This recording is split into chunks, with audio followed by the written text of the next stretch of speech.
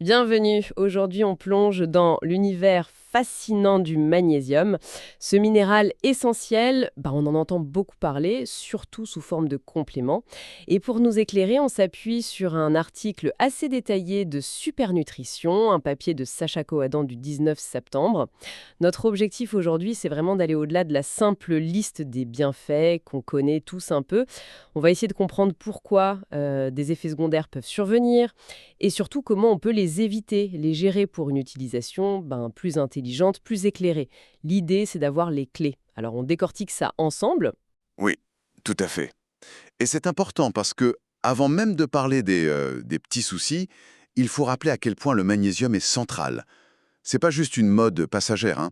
C'est un acteur majeur dans notre corps. Plus de 300 réactions biochimiques en dépendent. Pensez énergie, système nerveux, muscles, même les os. Il est partout. Donc forcément, ça explique pourquoi tant de personnes s'y intéressent et pourquoi la supplémentation est devenue si courante. Oui, ça remet les choses en perspective. Et justement, avant d'aborder les points un peu plus délicats, ces fameux effets secondaires, rappelons pourquoi on s'y intéresse de base. Quels sont les signes qui pourraient nous faire penser à un manque? La fatigue persistante, bien sûr, la fameuse paupière qui saute, Ah oui, le classique. exactement. L'irritabilité, peut-être des difficultés à s'endormir, c'est là que ça devient concret pour beaucoup de monde, non? Absolument. Et ce ne sont pas juste des impressions, la science le confirme. Le magnésium contribue bien à réduire la fatigue. Il participe au fonctionnement normal du système nerveux, d'où son rôle sur le stress, l'humeur, et à une fonction musculaire saine, ce qui aide pour les crampes, par exemple. Sans oublier son rôle dans le maintien d'une ossature normale. On peut vraiment le voir comme un allié essentiel de notre métabolisme global. Comprendre ça, ça aide à voir pourquoi un manque peut se manifester de plein de façons différentes. C'est clair, le décor est planté. Alors venons-en maintenant au sujet qui nous occupe, les effets indésirables. Le plus connu, celui dont tout le monde parle, ce sont les troubles digestifs. Ah, ce fameux effet laxatif. Mais si je lis bien entre les lignes de l'article, c'est plus un signal qu'un réel danger, c'est ça? C'est une excellente manière de le formuler, oui. L'effet le plus courant, c'est effectivement au niveau digestif.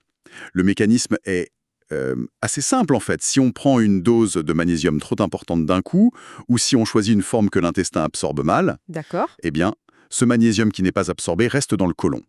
Et là, par un phénomène qu'on appelle osmose, il attire l'eau. Résultat, les selles deviennent plus liquides, ça peut accélérer le transit, provoquer des diarrhées, des crampes abdominales, parfois des ballonnements ou même des nausées. Ok, donc c'est désagréable mais pas forcément grave. Voilà, c'est inconfortable, c'est certain, mais généralement bénin.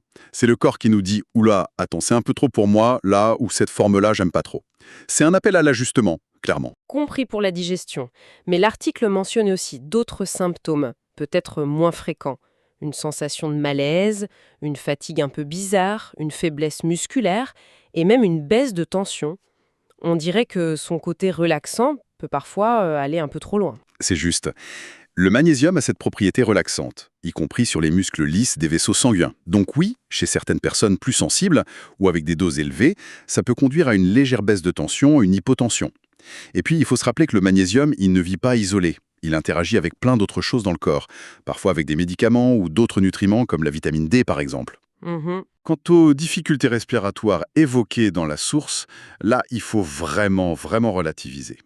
Avec les compléments oraux aux doses usuelles, c'est extrêmement rare. Ce risque est plutôt lié à des administrations massives par intraveineuse en milieu hospitalier. Et là, on touche au rôle essentiel de nos reins. Ah oui, les reins. Exactement. Ce sont nos grands filtres, nos régulateurs. Ils sont très efficaces pour éliminer l'excès de magnésium et maintenir l'équilibre. Merci pour ces précisions, c'est important. Ça m'amène justement à une notion qui peut faire un peu peur, l'hypermagnésémie. C'est quoi exactement? Et en quoi c'est différent du simple mal de ventre? Alors là, on change complètement d'échelle. L'hypermagnésémie, c'est le terme médical pour un excès de magnésium dans le sang. Ce n'est plus juste un inconfort digestif passager, c'est une condition médicale sérieuse. Et les symptômes sont beaucoup plus inquiétants. Une chute importante de la tension artérielle, de la confusion, une somnolence très marquée, une perte des réflexes, des nausées et vomissements intenses, des troubles du rythme cardiaque et dans les cas extrêmes, ça peut aller jusqu'à des difficultés respiratoires graves. D'accord, ça fait peur dit comme ça. Oui, mais, et ce mais est vraiment fondamental, il faut tout de suite rassurer. Le risque de développer ça en prenant des compléments de magnésium par la bouche, en respectant les doses conseillées, il est quasi inexistant chez une personne en bonne santé, avec des reins qui fonctionnent bien. Pourquoi?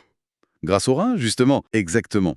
C'est là qu'on voit leur rôle protecteur incroyable. Ils filtrent le sang en continu et éliminent le surplus de magnésium. C'est leur job.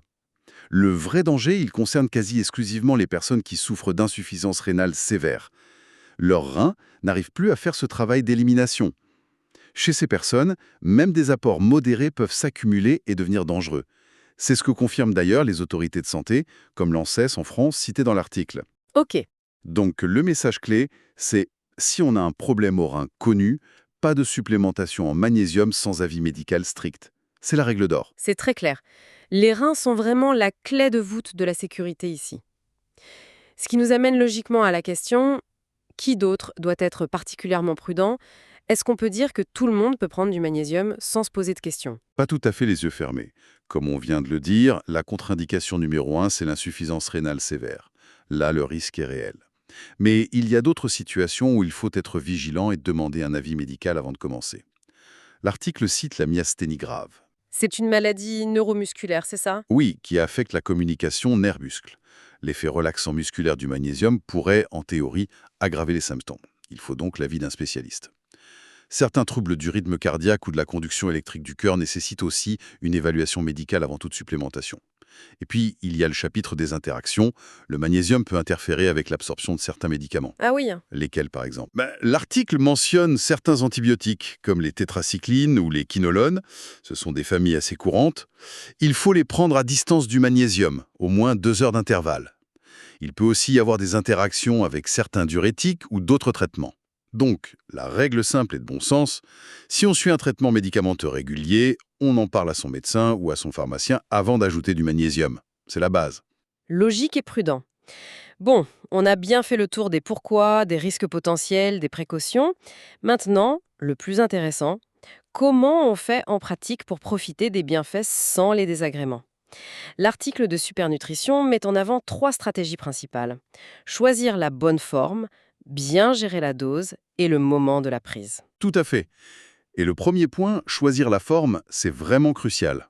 L'article l'explique bien. Toutes les formes de magnésium ne sont pas égales face à notre système digestif. La tolérance varie énormément selon la molécule à laquelle le magnésium est attaché. Pour faire simple, en se basant sur la source, il y a l'oxyde de magnésium, ou le magnésium dit marin, souvent moins cher, mais moins bien absorbé. Une bonne partie reste dans l'intestin, attire l'eau, d'où l'effet laxatif plus fréquent. Tolérance jugée basse. D'accord, cela, on y va doucement. Voilà. Ensuite, le citrate de magnésium. Lui, c'est une tolérance moyenne.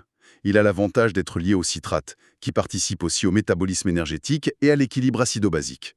C'est un bon compromis pour certains. Intéressant. Et enfin, celui qui est souvent présenté comme le champion de la tolérance, le bisglycinate de magnésium. Là, le magnésium est lié à 2 molécules de glycine, un acide aminé. C'est ce qu'on appelle une forme chélatée. On peut imaginer que le magnésium est comme protégé, mieux reconnu par l'intestin.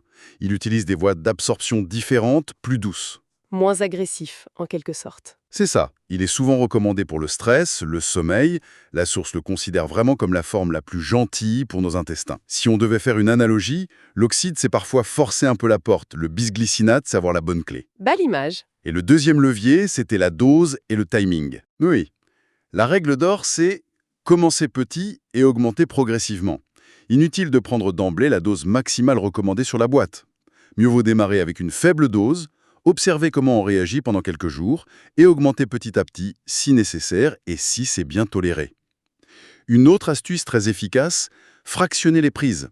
Plutôt qu'une grosse dose le matin, peut-être un peu le matin et un peu le soir. Ça répartit la charge sur l'intestin. D'accord.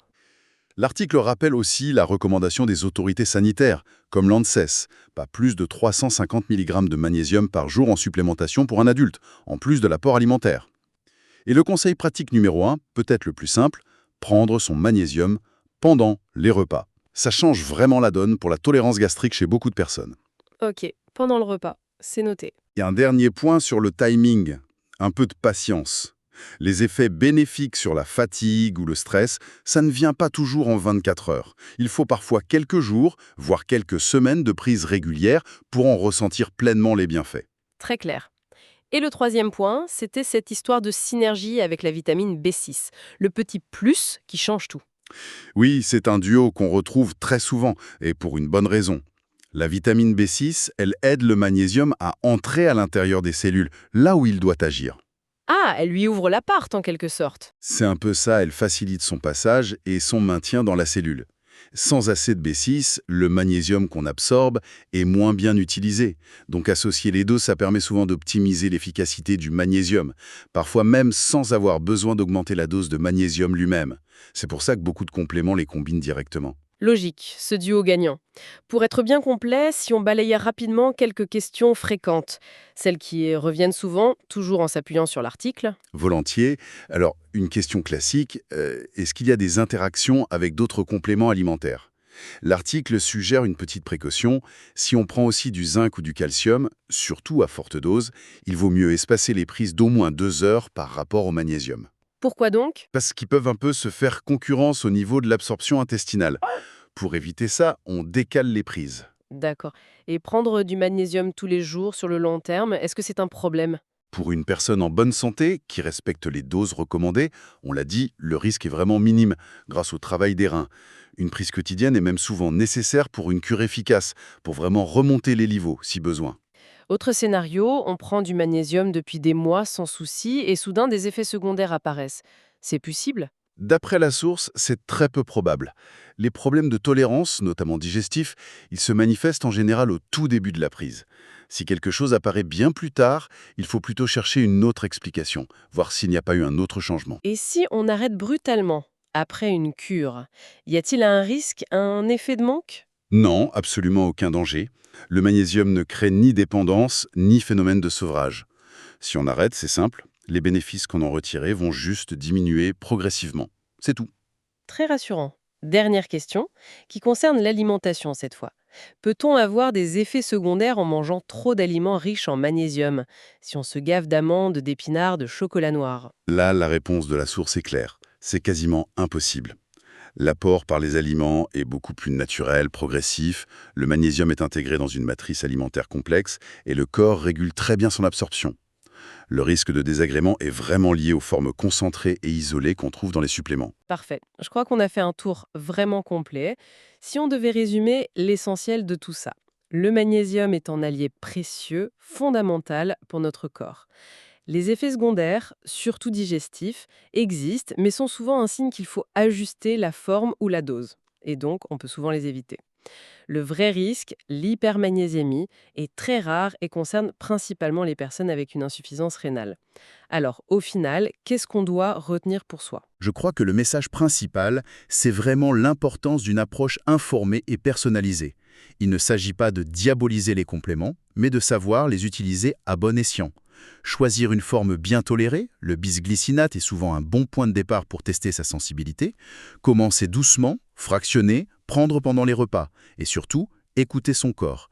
Une réaction digestive, ce n'est pas une fatalité, c'est une information précieuse. Et bien sûr, en cas de doute, de maladie chronique ou de traitement en cours, le dialogue avec un professionnel de santé reste indispensable. J'aime bien la conclusion de l'article. Le magnésium n'est pas magique, il est scientifique. Comprendre comment il agit, c'est la meilleure façon d'en faire un partenaire sûr et efficace pour notre bien-être. C'est une excellente façon de conclure et ça nous amène peut-être à une dernière petite réflexion.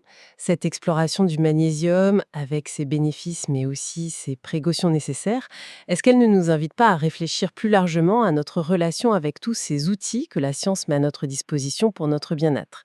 Qu'il s'agisse de compléments, d'informations nutritionnelles, de technologies, comment peut-on apprendre à mieux les intégrer pour soutenir notre propre équilibre de manière unique, tout en restant toujours attentif aux signaux de notre formidable corps? C'est une piste intéressante à explorer.